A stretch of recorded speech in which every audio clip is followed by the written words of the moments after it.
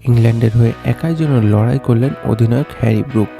তার দুর্দান্ত সেঞ্চুরিতে ভর করে ইংল্যান্ড ২ উইকেটে হারিয়েছে পাকিস্তানকে, আর তাতেই এক ম্যাচ হাতে রেখেই নিশ্চিত হয়েছে তাদের সেমিফাইনাল। প্রথমে ব্যাট করে পাকিস্তান তোলে ১৬৪ রান। সাহেবজাদা ফারহান ৬৩ রানের ইনিংস লড়াইয়ের ভিত গড়লেও মাঝের ওভারে লিয়াম ডসনের ৩ উইকেটের চাপে পড়ে পাকিস্তান। রান তাড়ায় ইংল্যান্ড শুরুটা ছিল দুঃস্বপ্নের মতো। দলে ফেরা শাহিন আফ্রিদির প্রথম ওভারেই তাণ্ডব চালান।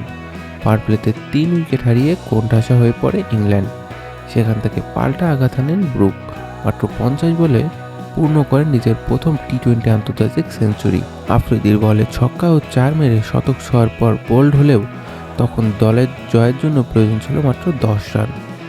শেষ দিকে একটু নাটকীয়তা থাকলেও জেফার আর্চারের বাউন্ডারিতে জয় নিশ্চিত হয় ইংল্যান্ডের।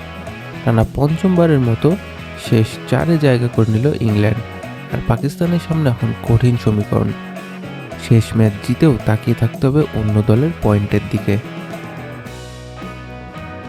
এদিকে গ্রুপ পর্বে টানা ৪ জয়, ঘরের মাঠের সুবিধা সব মিলিয়ে আত্মবিশ্বাস ছিল ভারতের। কিন্তু সুপার ৮-এর প্রথম ম্যাচে বড় ধাক্কা খেল ভারত। রোববার সাউথ আফ্রিকার কাছে ৭৬ রানের বড় ব্যবধানে হেরে এখন রান রেটের হিসাব করতে হচ্ছে স্বাগতিকদের। পটিয়ার আগে ব্যাট করে তোলে ১৮৭ রান, জবাবে ১১১ রানের গুটিয়ে যায় সূর্যকুমার যাদবের দল।